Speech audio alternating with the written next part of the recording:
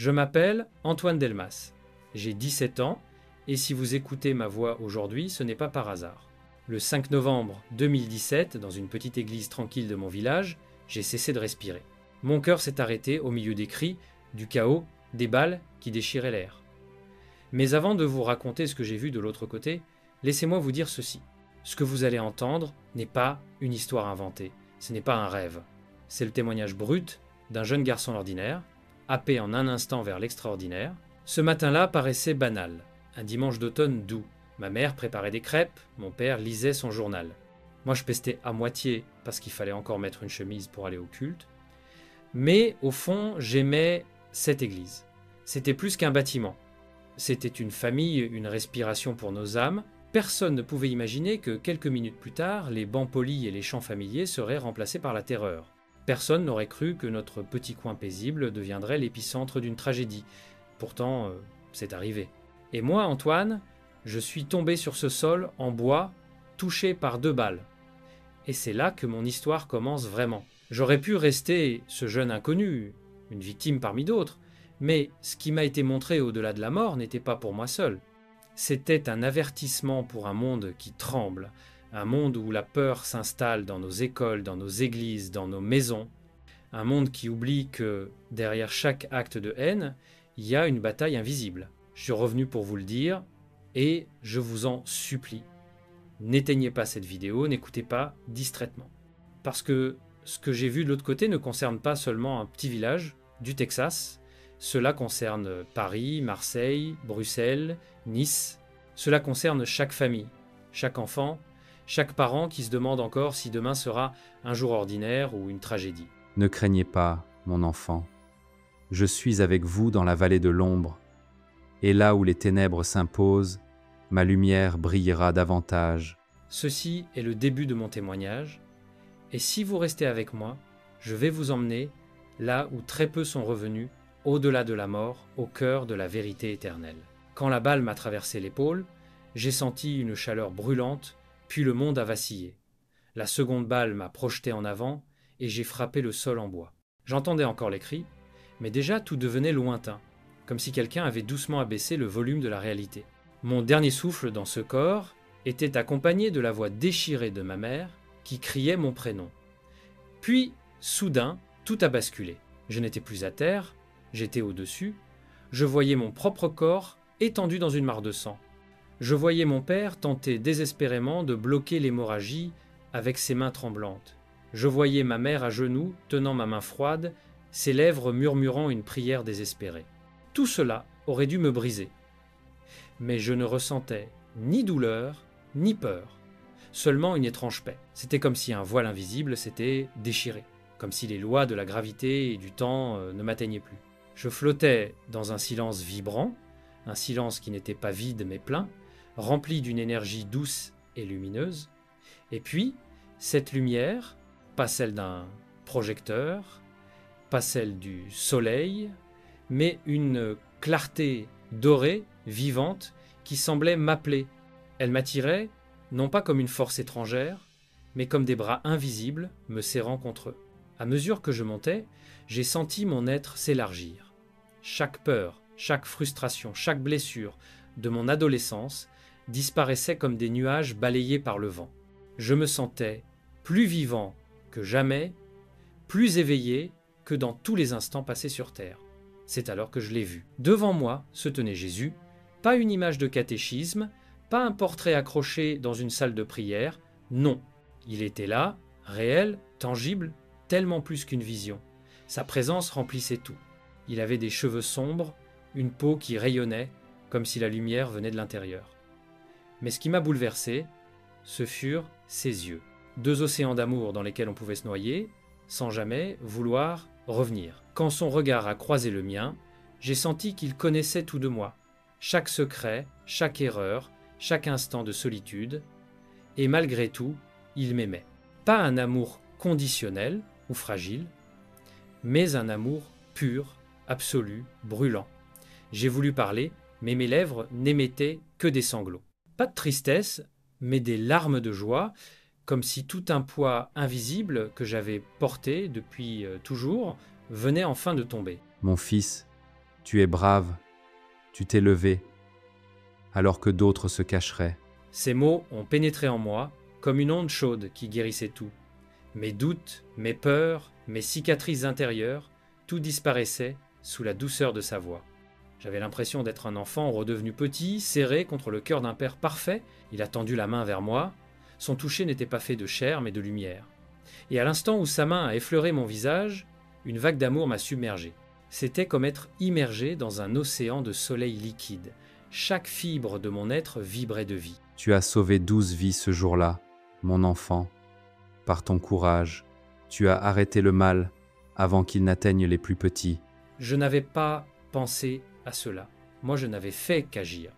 Mais en cet instant, j'ai compris que mes pas précipités vers le danger avaient ouvert une porte de salut pour d'autres, et de ce savoir jaillissait une gratitude immense. Alors que je contemplais sa lumière, son visage est devenu plus grave, et je compris que ce qui allait suivre dépassait ma propre histoire. Je dois te montrer des choses que le monde refuse de voir, des réalités que mes enfants ignorent, mais qui décident de leur destin. Une brise froide a traversé la lumière dorée, et tout autour de moi a changé. La paix s'est teintée d'un pressentiment. J'étais toujours avec lui, mais nous étions désormais au seuil d'un lieu où l'air lui-même semblait chargé de douleur. Un contraste absolu avec la beauté que je venais de goûter. Mon cœur battait fort, même hors de mon corps, car je savais. La lumière m'avait montré l'amour, mais maintenant j'allais voir ce que l'absence d'amour engendre. Et cette vérité allait marquer ma mémoire pour toujours. Le décor autour de moi s'est transformé. La lumière dorée s'est atténuée, comme si le ciel lui-même retenait son souffle. À la place, une obscurité épaisse nous enveloppait. L'air était lourd, chargé d'une odeur âcre de soufre et de chair brûlée.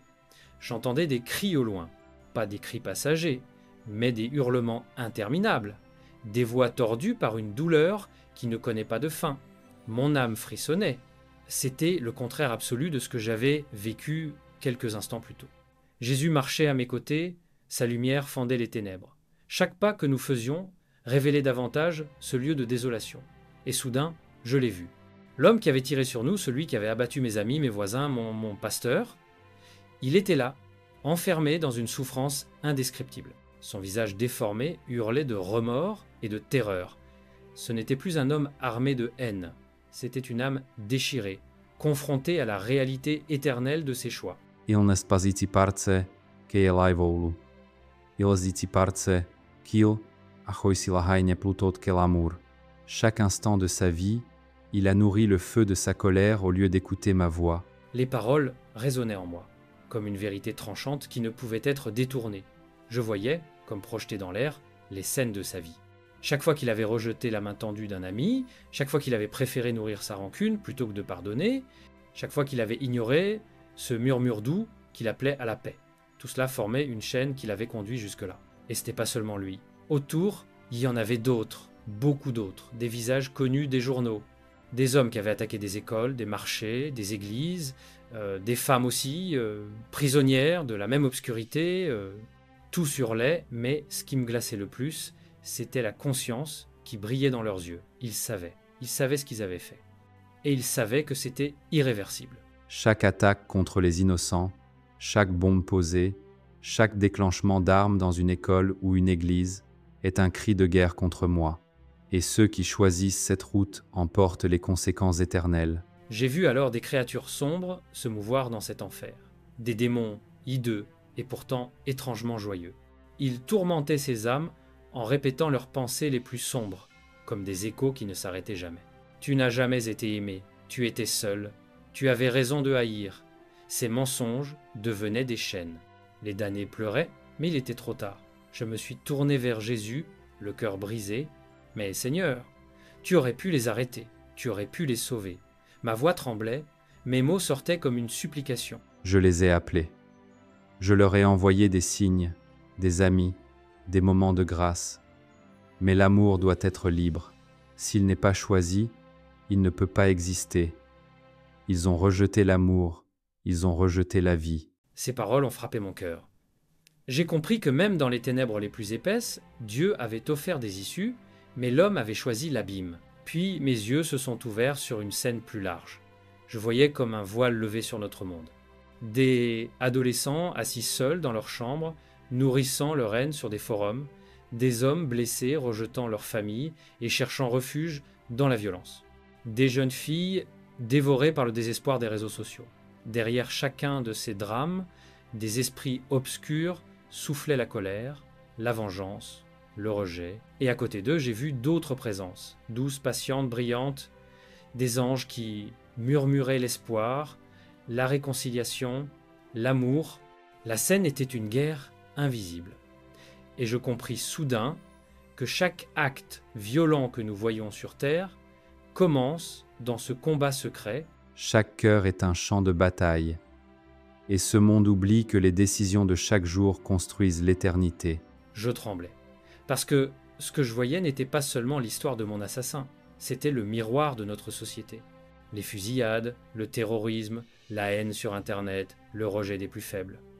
Tout cela n'était pas des événements isolés, mais les symptômes d'une bataille spirituelle qui dévore des nations entières. Jésus me regarda, et dans ses yeux, je vis à la fois une tristesse infinie et une force indestructible.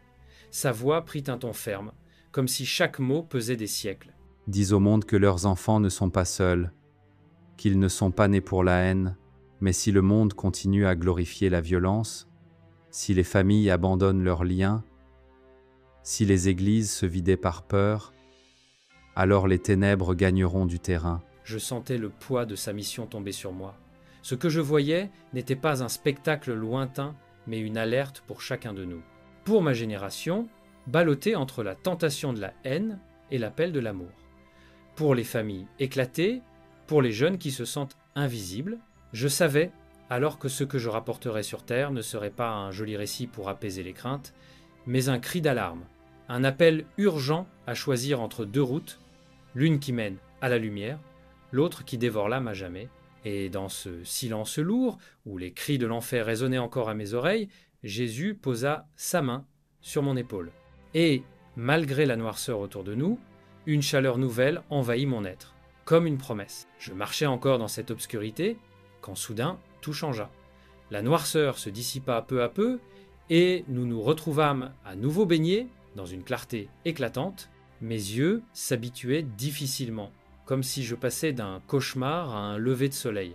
Le contraste était brutal, mais au milieu de cette lumière, je sentais mon cœur battre avec une intensité nouvelle. Jésus se tenait devant moi, son regard sérieux, mais empli d'amour. J'avais vu l'enfer, j'avais entendu les cris des âmes perdues, j'avais compris la réalité du choix. Et maintenant, il allait me confier quelque chose qui dépasserait ma courte vie de jeune homme de 17 ans. Je le savais, je le sentais.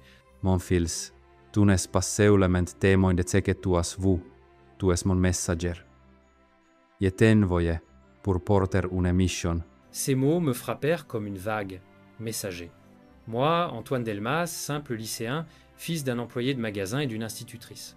Comment pouvais-je devenir messager de l'Éternel ? Mon cœur voulait protester, mais sa voix douce continuait, ferme comme le tonnerre, mais tendre comme une caresse. Dis au monde que la peur est l'arme du malin. Dis-leur de ne pas abandonner les lieux de prière. Leurs églises ne doivent pas devenir des tombeaux du silence, mais des flammes vivantes dans la nuit. Il me montra alors des images. Je voyais des églises en Europe, en France, à Paris, à Marseille, mais aussi en Belgique, en Allemagne. Des bancs vides, des portes fermées. Les familles restaient chez elles, effrayées par la violence, par la possibilité d'une attaque. Les enfants ne voulaient plus aller au catéchisme car les cauchemars les poursuivaient. Je vis des prêtres découragés, des pasteurs prêcher devant des rangées clairsemées. Et Jésus me montra l'autre visage de cette peur. Dans les salons et sur les écrans, des familles se divisaient. Certains disaient que Dieu n'existait pas, puisqu'il n'avait pas empêché le drame. D'autres se tournaient vers la colère et l'athéisme amer. Le malin jubilait dans cette confusion. Voici le plan de l'ennemi. Il croit réussir en rendant mes enfants isolés, démoralisés, divisés. Mais ce qu'il oublie, c'est que ma lumière grandit toujours dans les ténèbres. Mon esprit vibrait de cette révélation. Je voyais que c'était pas seulement une fusillade dans une petite église du Texas, c'était une stratégie mondiale. Effrayer les croyants pour les disperser, détruire les communautés en frappant là où elles sont le plus vulnérables, et ce plan était en train de fonctionner. Puis Jésus me montra un autre tableau. À chaque attaque, des familles endeuillées se relevaient avec une force surprenante, des veuves qui pardonnaient publiquement, des pères qui prenaient leurs enfants par la main pour retourner à l'église malgré la peur, des jeunes qui choisissaient d'étudier la théologie, poussés par le sacrifice de leurs amis. Et je vis les journaux, les réseaux sociaux, les débats, partout, des personnes bouleversées par la résilience des chrétiens. Même des athées qui ne comprenaient pas comment on pouvait pardonner de telles atrocités. Mais certains, touchés au cœur, demandaient à en savoir plus. Et ainsi, dans l'ombre du mal, une graine de foi naissait. Vois-tu, mon enfant, chaque martyr devient une étincelle, chaque larme versée, pour moi devient une source qui fera pousser la foi dans d'autres cœurs. Je tombais à genoux. Mon cœur bouillonnait de sentiments contraires, joie devant tant de lumière, mais poids immense d'une responsabilité nouvelle. Jésus posa ses mains sur mes épaules. La chaleur de son contact traversa mon être. Et beaucoup t'écouteront. Alors des visions se succédèrent. Je me vis revenir à la vie, haletant dans une ambulance. Je me vis des années plus tard, racontant cette expérience devant des foules, devant des caméras, dans des petites salles comme dans de grandes villes. Je me vis répondre à des jeunes perdus, à des familles brisées, et partout des larmes coulaient, des cœurs s'ouvraient. Mais Jésus me montra aussi une autre vérité, que la route ne serait pas simple, que beaucoup se moqueraient, que certains me traiteraient de fou, d'illuminé, que d'autres tenteraient de réduire mon témoignage à une illusion médicale. Peu importe leur moquerie, ce qui importe, c'est que ceux qui ont les oreilles pour entendre écoutent. Ta voix touchera ceux que je prépare déjà. Mes yeux se remplirent de larmes. J'avais envie de rester là pour toujours, de ne jamais quitter cette lumière. Mais au fond, je savais. Si j'étais encore là, c'était parce qu'il me préparait à revenir. J'étais porteur d'un message trop grand pour être gardé dans le silence. Je regardais une dernière fois la clarté céleste, et dans ce regard, je promis intérieurement de ne jamais trahir cette mission, même si ma voix tremblait, même si mes forces me manquaient, même si le monde me rejetait. Alors, Jésus m'enlaça comme un père serre son enfant, et dans ce geste, je sentis la force de continuer. La mission était désormais gravée en moi comme au fer rouge. J'étais plus qu'un adolescent blessé, j'étais devenu témoin de l'éternité. Quand son étreinte se relâcha, je sentis l'espace autour de moi se transformer encore. La lumière douce qui m'enveloppait prit une dimension nouvelle, comme si un rideau invisible s'était levé, révélant ce qui se cachait derrière la réalité que j'avais toujours connue. J'en regardais plus seulement avec mes yeux d'adolescent. J'avais l'impression que mon âme entière était devenue un regard. Et ce que je vis alors dépassait tout ce que l'imagination humaine peut concevoir. Je vis au-dessus de nos villes. Paris, Lyon, Marseille, mais aussi New York, Londres, Bruxelles, toutes baignées dans une activité frénétique. Les gens marchaient, couraient, travaillaient, mais au-dessus d'eux se déroulait une autre scène. Une scène invisible aux yeux du monde, mais plus réelle encore que l'acier ou la pierre. Des êtres de lumière, puissants et majestueux, se tenaient sur les toits, sur les places, autour des écoles et des églises. Leurs ailes semblaient faites d'éclats de soleil. Ils veillaient, ils protégeaient, mais autour d'eux, d'autres présences rampaient, noires, difformes, avec des visages déformés par la haine. Elles chuchotaient à l'oreille des hommes, elles injectaient colère, peur, solitude. Je pouvais entendre ces voix sombres. Elles disaient à un père fatigué « Tu n'as plus de valeur, quitte ta famille ». Elles murmuraient à un adolescent isolé « Personne ne t'aime, fais-les souffrir et tu existeras enfin ». Elles insinuaient dans l'esprit d'une mère épuisée « Abandonne, ce combat est perdu ». Ces phrases tordues, venimeuses, se répétaient sans cesse, et beaucoup les écoutaient. Mais alors j'ai entendu d'autres voix, douces, presque imperceptibles, mais tenaces. Des anges murmuraient « Tiens bon, tu es précieux, ne lâche pas ». Ils soufflaient à l'oreille d'un jeune « Tu as été créé pour la lumière, pas pour les ténèbres ». Ils consolaient une femme blessée. « Tes larmes sont vues, tu n'es pas oublié ». Et souvent, ces voix d'amour étaient étouffées par le vacarme du monde. Mais elles ne cessaient jamais de parler. Voici la vérité, mon enfant. Chaque être humain vit au centre d'un combat qui le dépasse, un combat pour l'âme, où chaque choix, aussi petit qu'il paraisse, compte. Je voyais des jeunes derrière leurs écrans, certains se nourrissaient de haine et de violence virtuelle, s'isolant chaque jour un peu plus, d'autres, au contraire, trouvaient une vidéo, un mot, une chanson, qui leur donnait une lueur d'espérance. Et ce petit choix d'écouter la voix de l'amour les détournait du gouffre. J'ai vu des couples au bord de la rupture.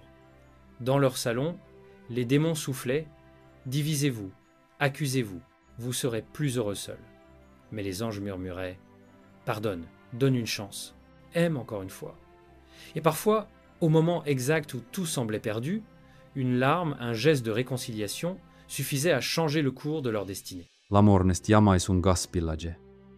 Chaque acte de pardonestune victoire eternelle sur les ténèbres. Je fus conduit encore plus loin. Je vis une salle de classe. Les enfants riaient, dessinaient, mais je percevais les pensées cachées. Certains étaient harcelés, d'autres se sentaient invisibles, et je voyais des esprits sombres rôder, attisant la honte, la colère. Leur rire froid résonnait. Mais à côté d'eux, des anges veillaient, plaçant de petites étincelles de joie dans une amitié nouvelle, un sourire inattendu, une main tendue, puis je vis des églises. Certaines resplendissaient de louanges, pleines de familles qui chantaient malgré les menaces. La lumière s'élevait comme une colonne vers le ciel. Mais ailleurs, des bâtiments religieux étaient vides, les bancs poussiéreux, les vitraux fissurés, non pas parce que la foi avait disparu, mais parce que la peur avait gagné. Dis-leur, mon enfant, que la peur n'est pas leur maître. Ma maison restera toujours un refuge pour ceux qui viennent avec un cœur sincère. Mes larmes coulaient en voyant ce contraste. L'homme avait tant de puissance entre ses mains. Chaque jour, il pouvait choisir d'écouter la voix de l'amour ou celle de la haine. Et ce choix façonnait non seulement sa vie terrestre, mais son éternité. Je réalisais aussi à quel point nos luttes personnelles avaient une portée cosmique. C'était pas seulement des problèmes ordinaires, une dispute, une rancune, un découragement. Non, c'était une partie d'une guerre invisible. Et chaque victoire de l'amour, même minuscule, sonnait comme une défaite cuisante pour les ténèbres. Jésus me regarda encore. Ses yeux reflétaient une compassion sans fond. Je sentis que son amour ne diminuait jamais, même face à la noirceur la plus épaisse. Rappelle-leur ceci, le mal peut semer la peur, mais il ne peut jamais éteindre la lumière de l'amour. Chaque victoire de la foi, aussi petite qu'elle semble, est une victoire éternelle. Je baissai les yeux, bouleversé. Moi qui croyais que ma vie se résumait à des matchs de football, des devoirs et des soirées entre amis, je découvrais que nous étions tous des combattants dans un champ de bataille invisible, et que ce champ de bataille n'était pas un lieu lointain, mais nos propres cœurs. Alors j'ai compris, ce que j'avais vu n'était pas destiné à rester secret.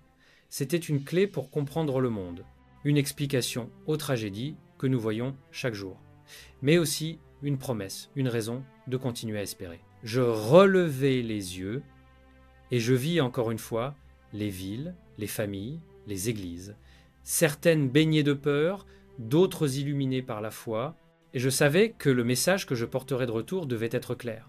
Ce combat est réel, mais il n'est pas perdu. Tout à coup, la vision se brouilla, comme si l'univers lui-même m'aspirait en arrière. La lumière qui m'avait enveloppé se rétrécissait, et je sentais une force irrésistible me tirer loin de la présence de Jésus. Mon cœur criait « Non, laisse-moi rester, je ne veux pas quitter cette paix. » Mais déjà, le poids de la terre, de la chair, de la douleur revenait m'écraser. J'ai ouvert les yeux dans un chaos de sons et de lumière. Les sirènes hurlaient, les voix s'agitaient, j'étais allongé sur une civière, entouré de paramédicaux. Mon corps était couvert de sang, des tubes sortaient de mes bras, et un masque d'oxygène m'étouffait presque. Chaque inspiration me brûlait comme du feu. J'ai entendu quelqu'un crier « Il revient, il respire de nouveau !» Et ma mère. Je vis son visage inondé de larmes. Elle serrait ma main comme si sa vie entière dépendait de ce contact. La douleur était insoutenable. Chaque nerf, chaque os, chaque muscle semblait hurler. Mais au fond de moi, une paix subsistait. Comme une braise allumée par la lumière que j'avais vue, je savais que j'étais revenu et que rien ne serait plus jamais pareil. À l'hôpital, les médecins restaient incrédules. Ils répétaient que j'avais été cliniquement mort 19 minutes, sans pouls, sans activité cérébrale. Ils avaient tenté de relancer mon cœur 4 fois, et s'apprêtait à abandonner quand soudain il s'était remis à battre. L'un des médecins, un homme endurci par 25 ans de pratique, secouait la tête. C'est médicalement impossible. Avec la perte de sang et le temps écoulé, il devrait avoir des séquelles irréversibles. Mais son cerveau est intact. Je restais des jours entiers à fixer le plafond, incapable de parler de ce que j'avais vu. Chaque fois que je voulais raconter l'apparition de Jésus, mes yeux se remplissaient de larmes. Pas de douleur, mais d'une émotion si forte que les mots restaient coincés. Comment expliquer à quelqu'un ce qu'aucun langage ne peut contenir? Petit à petit, je commençais à partager. D'abord avec mes parents. Ils m'écoutaient en silence, bouleversés, la main sur la bouche, puis avec d'autres survivants de la tragédie. Certains pleuraient, d'autres hochaient la tête comme s'ils savaient déjà. Plus tard, des journalistes vinrent dans notre petite ville. Et malgré ma peur, je leur parlais aussi. Je savais que beaucoup me traiteraient de fou, que d'autres chercheraient une explication rationnelle. Mais je ne pouvais pas me taire. L'expérience m'avait transformé. Ce n'était pas seulement mon corps qui avait survécu, c'était mon âme qui avait reçu une mission. Un soir, seul dans ma chambre d'hôpital, la douleur encore vive dans mes plaies, je me mis à prier « Seigneur, comment vais-je faire? Je ne suis qu'un adolescent. Qui écoutera ma voix ?» Et dans le silence de la nuit, je sentis à nouveau cette présence, pas visible comme avant, mais réelle, intime. Mone infant, ta faibles ta force, senes pasta voix, quille stouchara, mais la mienne qui traversera ton temoignage, ne crains pas. Jesus avec toi. Ces paroles me donnèrent le courage de continuer. Je compris que je n'avais pas été ramené par hasard, que chaque souffle désormais avait un but. Oui, mon corps guérissait d'une manière étonnamment rapide, mais c'était mon cœur qui avait le plus changé. Quand je quittais enfin l'hôpital, le soleil me sembla différent. Chaque couleur, chaque son, chaque sourire d'enfant dans la rue paraissait chargé d'un éclat nouveau. Comme si le monde entier avait été repeint par la lumière que j'avais connue là-haut, mais je savais aussi que ce monde était fragile, brisé, et que ma tâche n'était pas de fuir sa douleur, mais de porter dans ce chaos l'espérance que j'avais reçue. Ainsi commençait mon retour à la vie. Une vie qui n'était plus seulement la mienne, mais un chemin de témoin.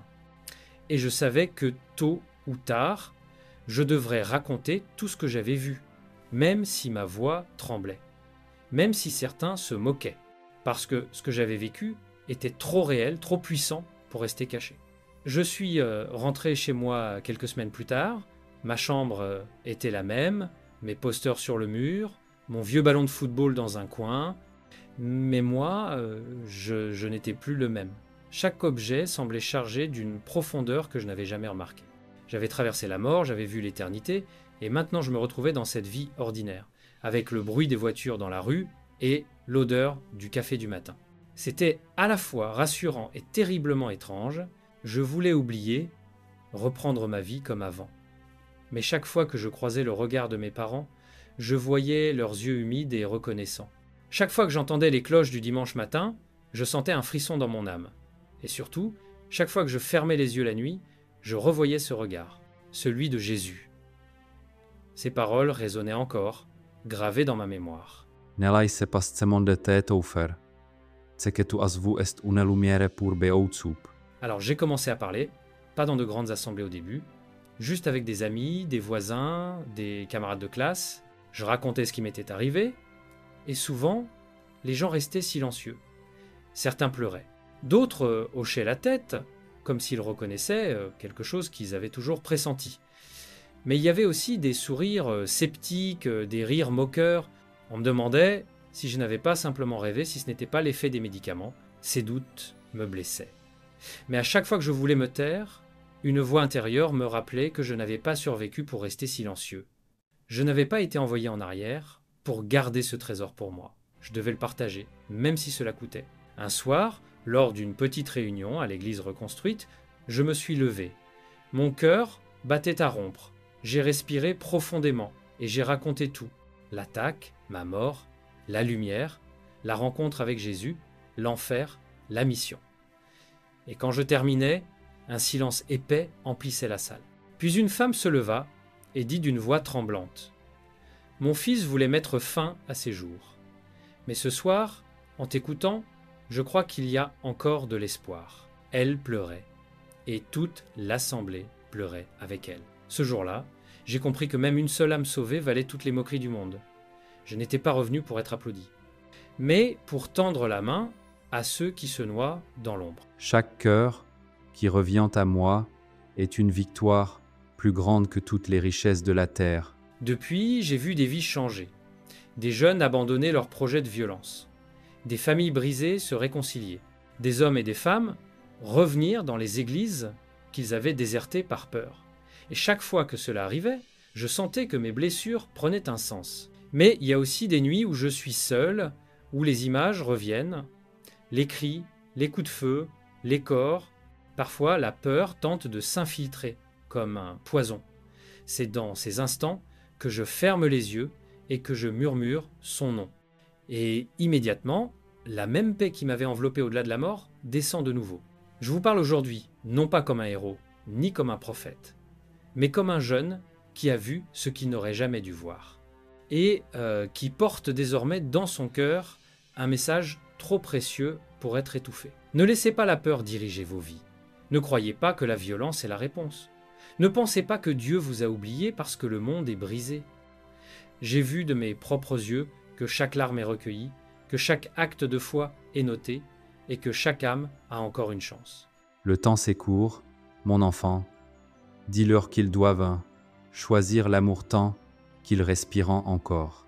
Voilà pourquoi je parle. Voilà pourquoi je ne peux pas me taire, parce que j'ai vu la vérité, et je ne veux pas qu'aucun d'entre vous découvre trop tard ce que j'ai découvert dans mes 19 minutes de mort. Voilà le message que j'ai ramené de l'autre côté. L'amour est plus fort que la haine, la foi est plus puissante que la peur, et chaque instant que nous vivons est une occasion de choisir la lumière plutôt que les ténèbres. Si mon histoire vous a touché, ne la laissez pas s'éteindre. Partagez-la autour de vous. Écrivez en commentaire ce que vous ressentez, vos doutes, vos prières, et surtout, abonnez-vous à cette chaîne. Parce que plus nous serons nombreux à porter cette lumière, plus elle percera les ténèbres de notre monde. Votre voix compte, votre choix compte. Ne partez pas sans avoir laissé une trace. Ensemble, faisons résonner l'espérance là où le désespoir croit encore régner.